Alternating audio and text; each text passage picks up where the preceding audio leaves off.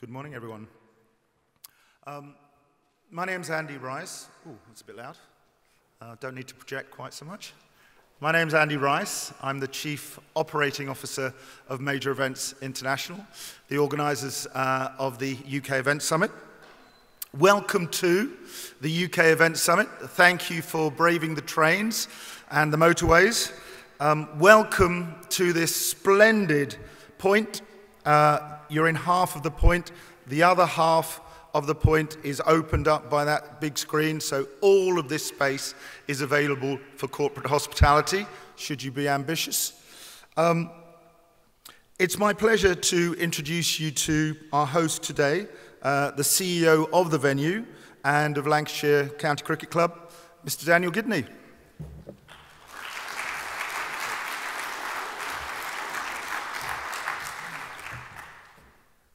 Good morning, everybody. As I said, Daniel Gidney, Chief Executive here at Lancashire. I've been here 10 years now, and we've been on some journey during that time. But it's great to have you all here. It feels quite different from the last time that you guys were here. We were just coming out of lockdown, and different people were a bit nervous about travelling or going to events, and it was great to have so many people back here in February. But now feels like an entirely different time, where I think we're on our third or fourth Prime Minister since then, and it's great to be, have a distraction from the Westminster bubble to actually get back to some reality and real life, and so it's good to have you all here. So I think when I spoke back in February, I kind of talked about that 22 was going to be a quiet year for us. I think it was kind of, there's been an acceleration of the events industry. So many customers, fans, delegates were desperate to get out and travel and do stuff. And so we had a packed schedule. It's been pretty full on. We knew 2022 we were going to have more cricket than we'd ever had here, which is some going considering we've been here 157 years. But we had 2 one-day internationals, we had a test match, we had T20 Blast, and we had the 100. We'd never had that volume of cricket ever. The groundsman did an unbelievable job. And that's before you think we also had 4 concerts. And it would have been 5, obviously, for the tragic death of Taylor Hawkins from Foo Fighters. And those concerts, the 4 nights, 200,000 people, I was just saying to Andy, the Killers was a real highlight. That was kind of our first out the gate. And, Brandon Flowers, almost like a modern day Elvis, real showman. And to see sport here is fantastic. It's kind of in our history and heritage, but 50,000 people enjoying live music when the lights go down is something to behold here at Emirates Old Trafford in Manchester. And Brandon Flowers is amazing. And I think I mentioned earlier about people being desperate to get out and do stuff. And, we had a show stop. And for all of the event professionals in the room, our show stops are not great, really. Or operational challenges, safety challenges. And there was a 75-year-old crowd surfer who was, and he fell, and Brandon Flowers stopped the show, jumped off the stage, wanted to check if he was okay, and he just said, "I'm living my best life." And, I think that's what the events industry is about, is we all need to live our best life. We all need to do what we want and get out there and do stuff. And I think that's the great thing now, is that I've kind of talked about, we've had the C&E and hotel business going from strength to strength. We've had all of those concerts. Although, one bit of advice I'd give to any event organizer in the room, and I never thought I'd be giving this advice after over 30 years in the industry, is if we can put a global ban on pink feather boas, I think we should. We had 2 nights of Harry Styles, 100,000 guests.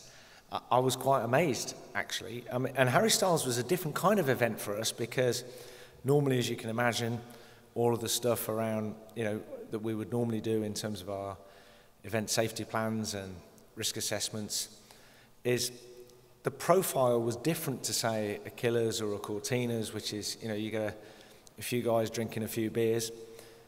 Harry Styles was predominantly 14-year-old girls, which, you know, was different.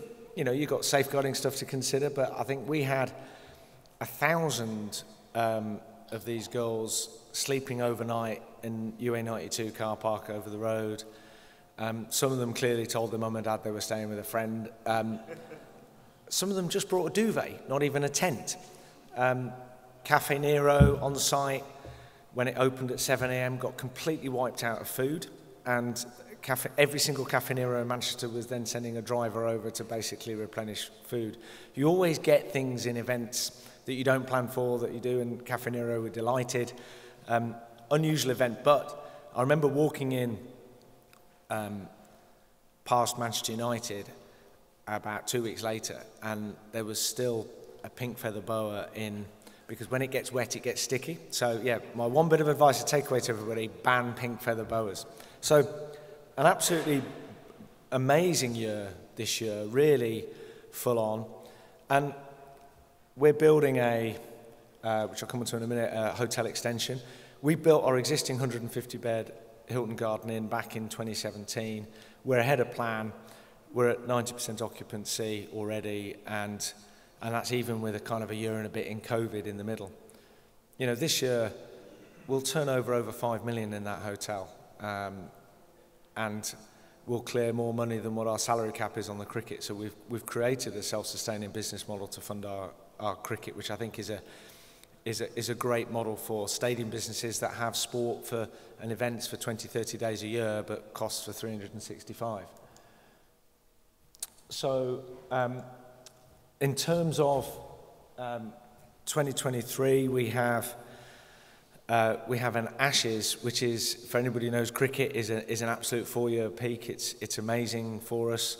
We've already sold significant tickets for that, and we have an IT20 against New Zealand in September. So really excited about that.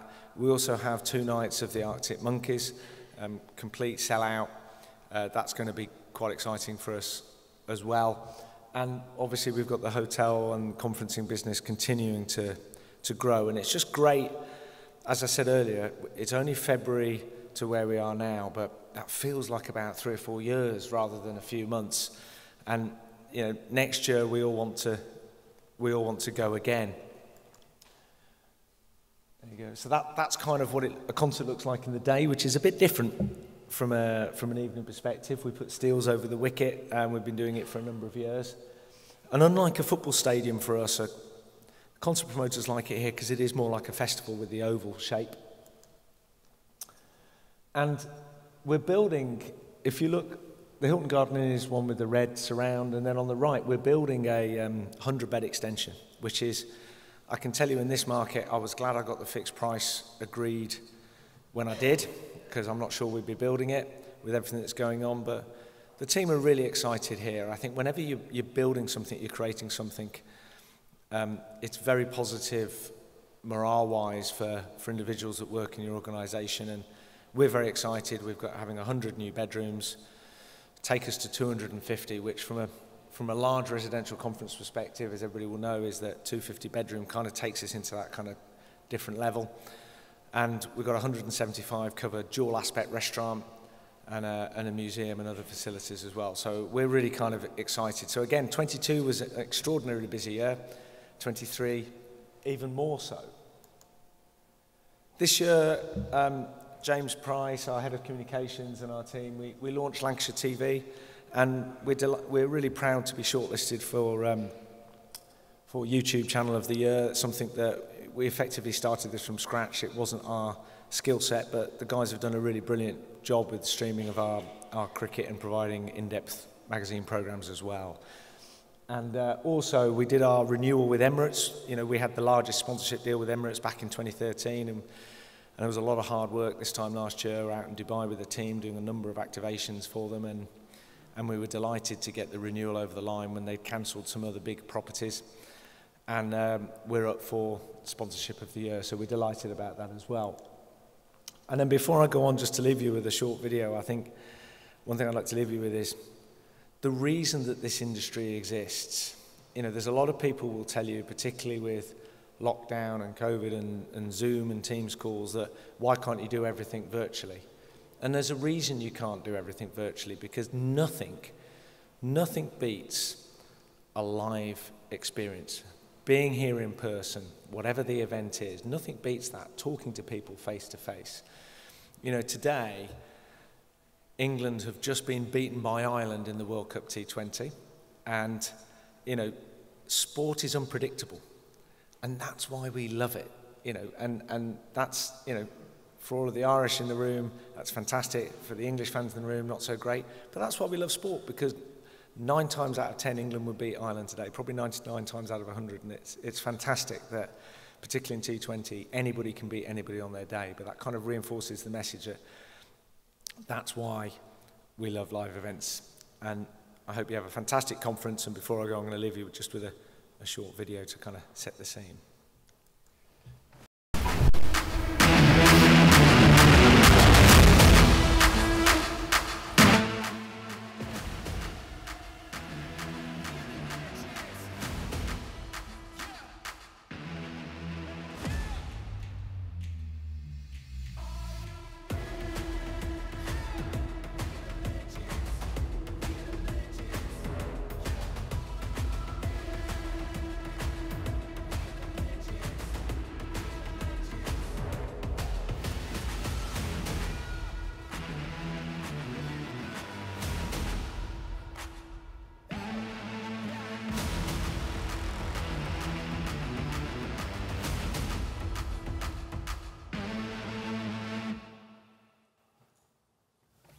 Where experiences are made. Have a great one today.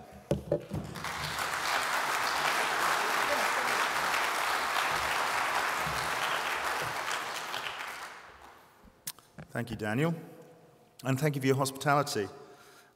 Just a little bit of housekeeping. Phones off, obviously. I'm exempt, obviously, just in case there's an emergency. I'd like to draw your attention to the program. So everyone should have got a little goodie bag when they came in. It's not the normal goodie bag of just promotional flyers. There are promotional flyers in there, but there's also some other good stuff. And there's also this, which is the up-to-date program. I know it's not particularly low carbon footprint, but we do think that people like things in their hands. So there are 2 streams of content. So you just need to be aware of where you want to be at any given time. This is the main room. The 1864 room is over the bridge and just through that corridor. I'd also like to draw your attention to the main program. So rather cleverly, there are 2 programs in one. This one and this one. So this one, the Summit Guide, has information about the speakers. It's also got an upside-down page in it. You might think that's a mistake, but absolutely not. It's a nod to our Australian members, you know, just to give them a little bit credit so they don't feel left out. So that's the side that you want. When you leave, you need to turn to this side, the Major Event Guide. It's got all of the MEI members in it. Any event solutions you may wish, they're in here. Not indexed correctly, but that just means that you need to use a little bit of initiative to find them.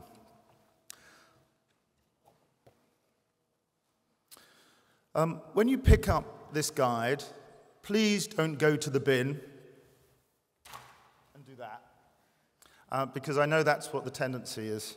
So please don't do that. Please have a look at all of the inserts in there. We make absolutely no apologies for bigging up and highlighting our sponsors, because without them, we would not be here. Without them, you would, as event organizers, you would not be able to come as our guests. We don't ask you to sing for your supper, but we do ask you to engage for your lunch. So please spend some time looking at the exhibition area. A little bit of a shout out to Access Events, who have provided all of this staging and all of the branding. Thank you, Jason and team. To First Travel Solutions, who provided the bus to get us to the rugby yesterday and actually turned around and had to go back to pick up people that were finishing their beers. To Sterling Events, who are providing the amazing AV and all the lighting. Thank you, Richard and team. To Red Soda, who have provided all of our merchandising material and these wonderful tote bags. To the Sports Ground Safety Authority and FGH, who are sponsoring the workshops. To Aniseed, who are providing the brilliant photography. To Web's Edge, who are providing all of the videography, the promotional videography, and also capturing today's highlights. To G4S, who are our main sponsors. To Simply Cake, who are providing all of the speakers with a hamper of cookies. And to Showstopper, who are providing our awards for this evening. So thank you to those, and please take a look at the exhibition stand later. So just so you're aware, there is Wi-Fi access. Obviously, it's the EOT events, and the password is Century100 hashtag if you want to put in some LinkedIn posts about what a wonderful time you're having. It's 1:45, so I was tempted to skip this video and send it to you via email, but I think we could probably get away with it. So John Dutton, the CEO of the Rugby League World Cup, is a bit busy at the moment, but he has shared some thoughts with me and with us.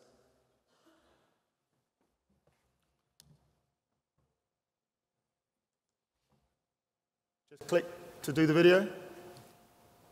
So John, welcome to Manchester UK Event Summit. Obviously you are here in spirit, and we know that you are beavering away somewhere in the northwest, making sure that the World Cup runs smoothly, having enjoyed the Papua New Guinea and Cook Islands game last night. For the audience, just to sort of put things in perspective, we're doing this video call a month before our event, so things may change in the last month. John will comment on his preparation, his journey towards the delivery of the World Cup over a tortuous sort of 5-6 years. But bear in mind that he doesn't know what's happened in the last month. So John, tell us, how is life at the beginning of October? How are you coping with everything? Yeah, first of all, my pleasure. I wish I could be there with you and the delegates in person, but really privileged to join you. How is life at the moment? Pretty good. We are in a good place. We still have plenty to do in advance of the tournament.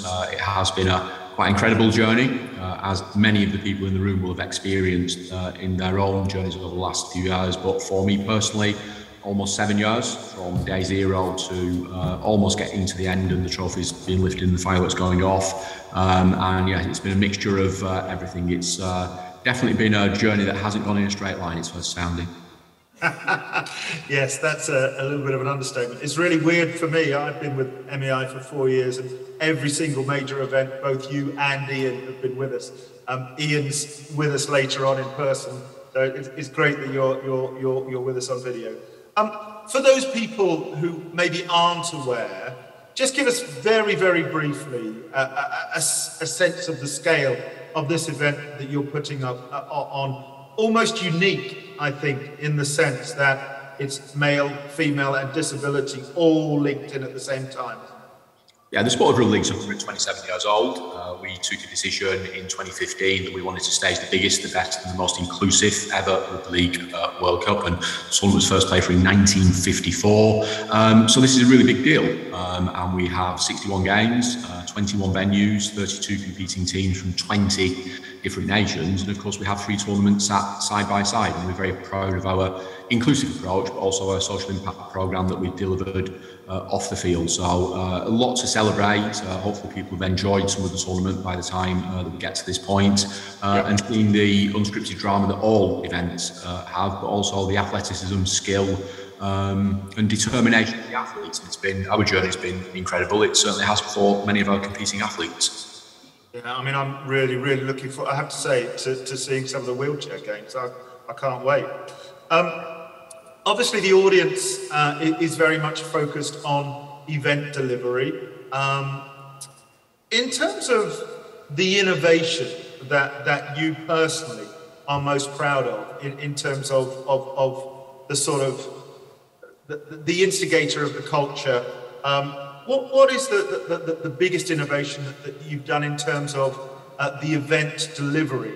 Obviously, the legacy side and all of that is massive, and the social side. But in terms of event delivery, what are you most proud of? I think whether we call it an invention or just really the purpose that we exist for around inclusivity, to have the athletes sat side by side to deliver 3 tournaments together at the same time.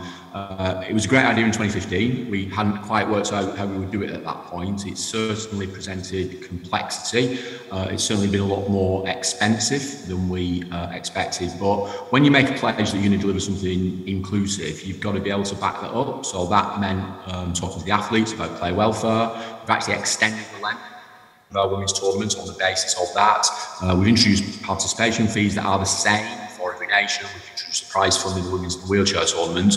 None of those things, Andy, were in the plan at the start. So that for us has been hard. We've got a lot of Premier League football venues. We've of course got indoor venues for our wheelchair tournament. So perhaps some of the things that Ian and his team experienced in the Commonwealth Games that were in the plan at the start, we just had a vision. And then we've had to work through actually how we make that work and how we afford it at a time where inflation is rising rapidly, costs are rising rapidly, and we've had to try and deliver that whilst that's also keeping a keen eye on the budget. Absolutely, and obviously, you know, you've had to push the tournament back a year, which is unprecedented, almost. In terms of event planning, what is the thing that you are most pleased you did, sitting on the cusp of the tournament as it is now? What is the thing that, in terms of event planning, you're so pleased that you did, that is actually making your life a little bit easier now than otherwise it wouldn't have been? I think at the start it was the aspiration to go out to towns and cities to run a competitive process, and then to back that up, we treat all of our hosts as commercial partners. And we had high aspirations at the start for big venues, predominantly Premier League football venues, a mixture of rugby league venues. And we've been able to, I think, find our way through that in a really complicated time. So if we think about last year, the tournament should have been staged, and it's been staged now just one day before the FIFA World Cup. So our tournament ends one day, 24 hours before the FIFA World Cup. So we've had to pick up that 61 game schedule, re-land it without massively ripping it up and starting again. We only actually lost 2 venues through postponement, and they were scheduling issues. So the ability from a really complex event planning perspective to land in the right venues and deliver a 61 game schedule, that it took us 18 months to put the original schedule together. It took us 107 days to put it back together after we postponed it, and that involved the negotiation of 175 different legal agreements, from venue agreements to commercial partners. So postponement brought upheaval, but we've never really wavered from that vision, and hopefully that's all now being played out to the nation and also across the globe. It is weird doing this sort of a month before it's actually going to be shown, and you've always struck me as a very, very honest man, and not afraid to shirk hard truths. So what do you wish you'd have done better? Obviously it's easier to say this after the tournament's over, but what do you wish now that you had done better? It's certainly authentic. I think we've got to appreciate that the sport of rugby is not a sellout sport. We knew that at the start. We probably didn't realise how hard that would be as we enter the final phase of ticket sales. And I think potentially from a broadcast and digital perspective, so broadcast, again, is fiendishly complicated. We've essentially acquired the rights off the International Federation. We're producing our own pictures and we are distributing them across the world. That's been really hard, Andy, and happy to perhaps at a future event sort of do a deep dive into the business model of that. And we've ended up with a sales model that we have sold rights across the globe. We are distributing free of charge to strategically significant markets. And we also have now a streaming platform to make sure that anyone anywhere in the world can consume and enjoy the tournament. That has been far from straightforward, and it's great that we're seeing now the pictures live on the BBC extensively every second of every game. But also from a digital perspective, one of the things that we had to change direction on postponement. We had a really significant digital aspiration to be the most digitally connected tournament, and I think if we'd have carried on delivering the tournament last year, we'd have sort of got to that place. But the pandemic and postponement really quelled our opportunity to be quite as innovative as we originally hoped. But you've got to shrug your shoulders at times and just be pragmatic and just get on with things, and we've done that. 100%, and I have to applaud you for the way you handled the Aussie and New Zealand issues, and you were so honest about that. And I think you came out of that whole scenario extremely well. Tough decision had to be made. You made the right call, and here we are, in the middle of a brilliant tournament. One hopes.